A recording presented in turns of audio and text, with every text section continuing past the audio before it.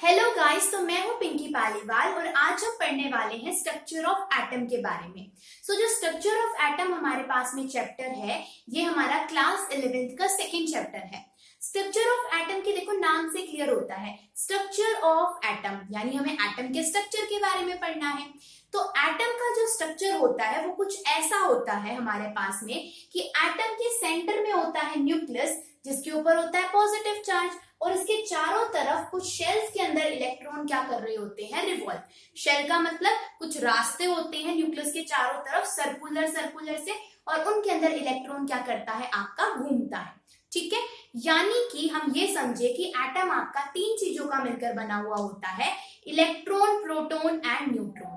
ठीक है, तीन पार्टिकल्स का मिलकर बना हुआ है। तो जिसमें से जो एटम का जो सेंटर वाला पार्ट होता है, यानी कि जिसको हम न्यूक्लियस बोलते हैं, इस न्यूक्लियस के अंदर आपके पास में दो पार्टिकल्स होते हैं, जिसमें से एक का नाम होता है प्रोटॉन और दूसरे का नाम क्या होता है, न्यूट्रॉन होता है। और इसके चारों तरफ क्या कर रहे होते हैं, आपके इलेक्ट्रॉन रिवॉल्व कर रहे होते हैं। यहाँ तक की बात क्लियर होगी आपके पास में।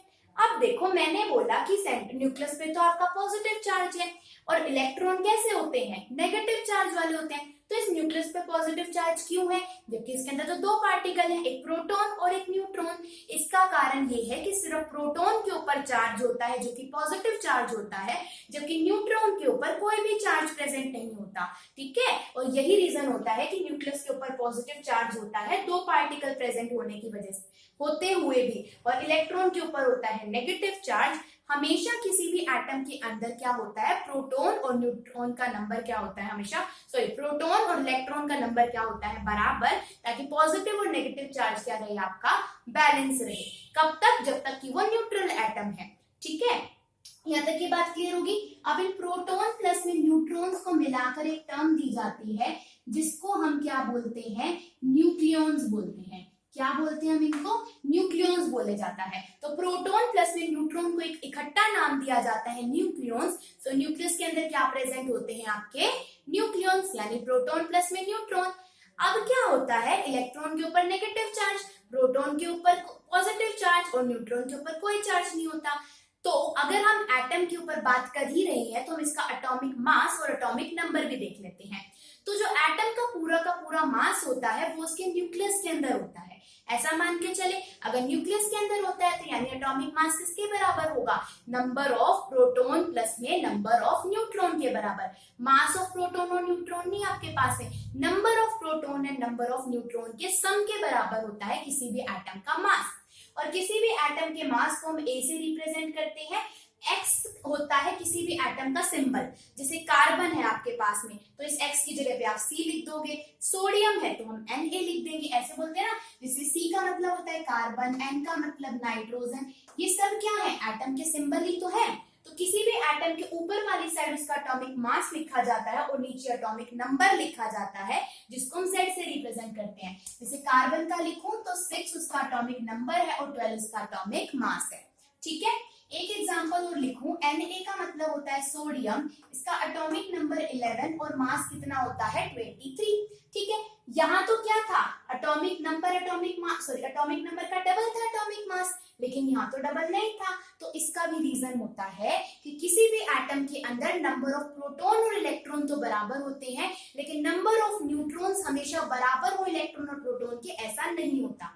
जैसे यहाँ देखो तो क्या होना चाहिए, देखो यहाँ पे 6 था, ऊपर क्या आना चाहिए था, एटॉमिक मास में number of proton, proton plus में न्यूट्रॉन। अगर एटॉमिक मास आपका 12 है तो न्यूट्रॉन प्लस में प्रोटॉन के बराबर होना चाहिए था। तो देखो न्यूट्रॉन का नंबर हमें नहीं पता, प्रोटॉन का पता है 6, तो यहाँ से निकालो तो न्यूट्रॉन का नंबर भी कितना है आपके पास में, 6। यहाँ तो सेम था। लेकिन सोडियम के अंदर देखें 23 इसका एटॉमिक मास है, जो किसके बराबर होगा, नंबर ऑफ प्रोटॉन प्लस में न्यूट्रॉन। और जो आपका एटॉमिक नंबर होता है, जिसको हम नीचे लिखते हैं, एटॉमिक नंबर हमेशा बराबर होता है किसके, नंबर ऑफ प्रोटॉन्स या फिर नंबर ऑफ न्यूट्रॉन्स के। अगर वैसे तो नंबर ऑफ प्रोटॉन्स के बराबर होता है, लेकिन अगर आपका एटम न्यूट्रल है, मतलब उसके ऊपर कोई पॉजिटिव नेगेटिव चार्ज नहीं है, तो एटॉमिक नंबर को आप नंबर ऑफ इलेक्ट्रॉन्स के बराबर भी बोल सकते हो, वो भी ठीक होगा। तो यहाँ पे नंबर ऑफ न्यूट्रॉन्स निकालने थे, प्रोटॉन का नंबर 11, तो यहाँ पे नंबर ऑफ प्रोटॉन न्यूट्रॉन्स देखो 12 निकलते हैं। तो यानी इससे प्रूव हो गया कि हमेशा प्रोटॉन प्रोटॉन, न्यूट्रॉन, इलेक्ट्रॉन का नंबर सेम नहीं होता, वो अलग अलग भी हो सकता है। ठीक है, यहाँ तक की बात। तो एटॉमिक मास के अंदर जो डिफरेंस आता है वो क्यों आता है? नंबर ऑफ न्यूट्रॉन्स की वजह से। अब ये तो हमने सब कुछ पढ़ लिया, लेकिन इनकी डिस्कवरी कैसे हुई? प्रोटॉन, इलेक्ट्रॉन, न्यूट्रॉन कुछ होते भी हैं, कैसे पता चला? तो हमारे पास में एक साइंटिस्ट थे जिनका नाम था विलियम क्रूक्स। इन्होंने क्या करा? इलेक्ट्रॉन की डिस्कवरी की थी। इलेक्ट्रॉन की डिस्कवरी तो की, पर कैसे की?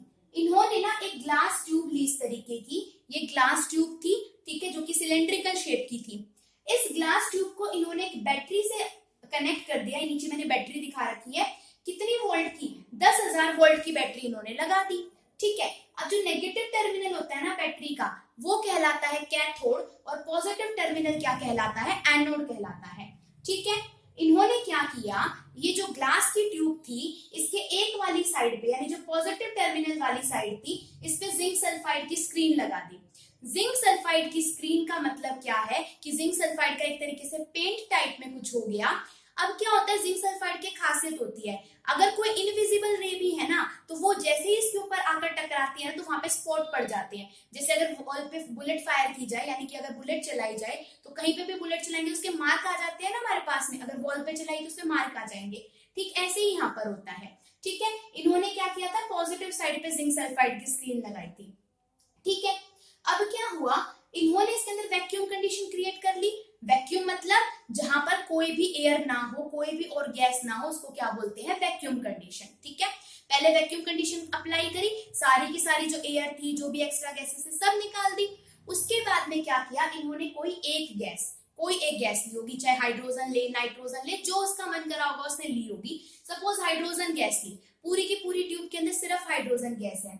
अब इस ट्यूब के अंदर क्या किया गया, हाई वोल्टेज लगाई गई, जो कि 10,000 वोल्ट की थी, और दूसरी साइड से बहुत ही ज्यादा लो प्रेशर लगाया गया। लो प्रेशर लगाया गया अप्रोक्स 0.01 एटमॉस्फेयर का। यानी जब उस ग्लास ट्यूब के अंदर high voltage and low pressure लगाया गया, तो high voltage and low pressure पर कोई भी गैस हो जाती है आयनाइज। आयनाइज का मतलब वो आयन दे देती है। जैसे अगर मैं यहाँ पर बात करूं हाइड्रोजन गैस की, तो हाइड्रोजन गैस ट्यूब के अंदर 2 हाइड्रोजन के एटम है, और जब 2 हाइड्रोजन के एटम किसमें टूट जाएंगे, जैसे हाई वोल्टेज और लो प्रेशर लगाएंगे, H पॉजिटिव दे देंगे और इलेक्ट्रॉन दे देंगे। अगर 2 हाइड्रोजन के एटम थे तो 2H पॉजिटिव एंड 2 इलेक्ट्रॉन्स, यानी गैस आयनाइज होगी आपकी पॉजिटिव चार्ज के अंदर एंड नेगेटिव चार्ज इलेक्ट्रॉन के अंदर। तो इस ट्यूब के अंदर अब गैस होगी आयनाइज। तो उन्होंने देखा कि जो नेगेटिव साइड थी, यानी जो कैथोड वाली साइड थी, यहां से कुछ रेस आ रही हैं आपके पास में। रेस कहां से निकल रही है? कैथोड टर्मिनल से। तो इन्होंने इस रेस का नाम दे दिया कैथोड रेस। पता कैसे चला? अभी कैथोड रेस हमें बाहर से देखने में तो दिखाई देंगी नहीं। क्या हुआ, उन्होंने देखा कि जो सामने जिंक सल्फाइड की स्क्रीन लगाई थी, इसके ऊपर कुछ स्पॉट पड़े हुए थे। स्पॉट कब होंगे? जब कोई चीज आकर टकराएगी। तो इन्होंने देखा कि नेगेटिव टर्मिनल से कुछ रेस निकल रही है। नेगेटिव टर्मिनल से निकल रही है मतलब वो इलेक्ट्रॉन की बनी हुई होंगी हमारे पास में, यानी इन इलेक्ट्रॉन की वजह से जो 2 इलेक्ट्रॉन थे, ठीक है, यानी कि इलेक्ट्रॉन्स की बनी हुई होंगी ये रेस, और कहां से निकल रही है? कैथोड से। तो इनका नाम दे दिया कि कैथोड से निकलती है कैथोड रेस, जो कि इलेक्ट्रॉन की बनी हुई होती है, यानी नेगेटिव चार्ज की बनी हुई होती है, और उस नेगेटिव चार्ज को उन्होंने क्या नाम दिया? इलेक्ट्रॉन। ठीक है हमारे पास में। तो ऐसे तो हुई इलेक्ट्रॉन की डिस्कवरी। अब प्रोटॉन की डिस्कवरी हुई थी हमारे पास में, गोल्डस्टीन ने करा था। अब इस ट्यूब के दूसरे एंड को, पॉजिटिव वाले को, एनोड बोलते हैं। तो कुछ रेस आपकी एनोड से भी निकल रही थी, और वो रेस पॉजिटिव चार्ज की थी, तो उन्होंने उन रेस को क्या नाम दिया? Anode rays. किसने? गोल्डस्टीन ने। जो किसकी बनी हुई थी? पॉजिटिव चार्ज की बनी हुई थी। यानी कैथोड रेस नेगेटिव चार्ज की बनी हुई होती है, और एनोड रेस किसकी बनी हुई होती है? पॉजिटिव चार्ज यानी कि प्रोटॉन्स की। जब इन्होंने, विलियम क्रूक ने एक्सपेरिमेंट किया, इन्होंने जिंक सल्फाइड वाली लेयर किधर लगाई थी?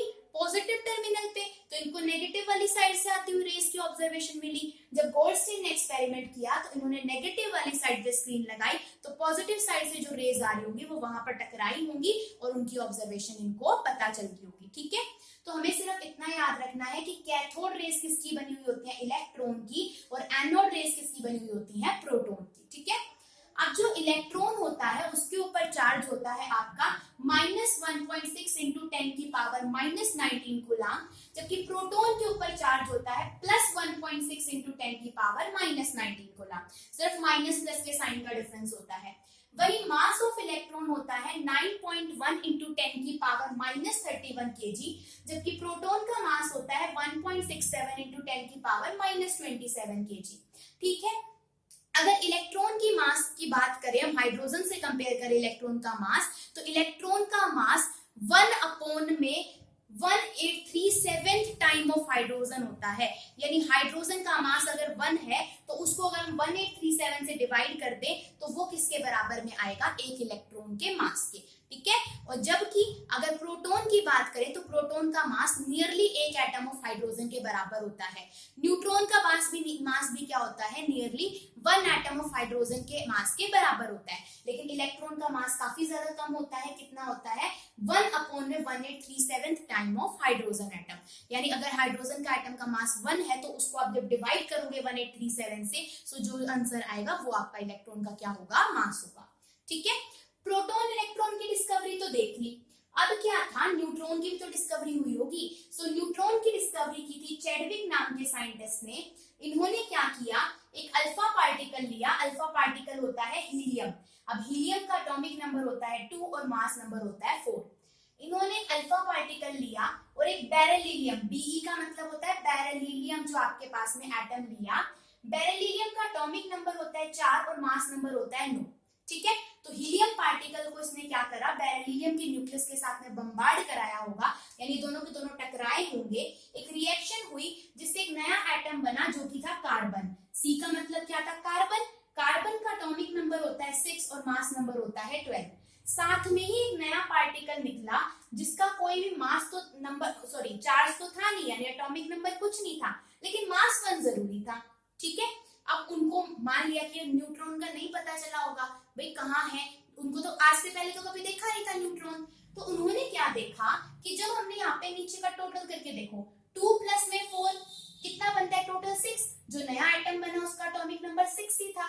मास नंबर को टोटल करो, यहाँ पे 4 और यहाँ पर 9, 4 और 9 हो गए 13। तो टोटल कितना होना चाहिए था कार्बन का मास, 13, लेकिन कार्बन का मास तो 12 हुआ। तो 1 यूनिट मास कहाँ गया, 1 यूनिट मास कहाँ गया, जो ये नया पार्टिकल निकला न्यूट्रॉन, ये पता चला कि यहाँ से कोई ना कोई पार्टिकल निकल रहा है जिसके ऊपर कोई चार्ज तो नहीं है, लेकिन मास जरूर है, कितना, 1। तो इसी से पता चला कि न्यूट्रॉन क्या होता है, इसके ऊपर कोई भी चार्ज नहीं होता, लेकिन इसका मास जरूर होता है 1 के बराबर। ठीक है, यहाँ तक की बात।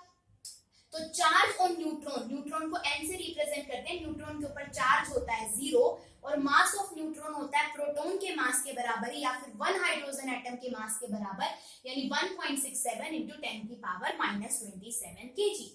ठीक है हमारे पास में। तो ये था हमारा सारा का सारा बेसिक किसका, स्ट्रक्चर ऑफ एटम का। इसके बाद में हम आगे पढ़ेंगे और जो हमारा और स्ट्रक्चर ऑफ एटम चैप्टर है उसके बारे में कि कौन कौन से नए टॉपिक्स आएंगे। ठीक है।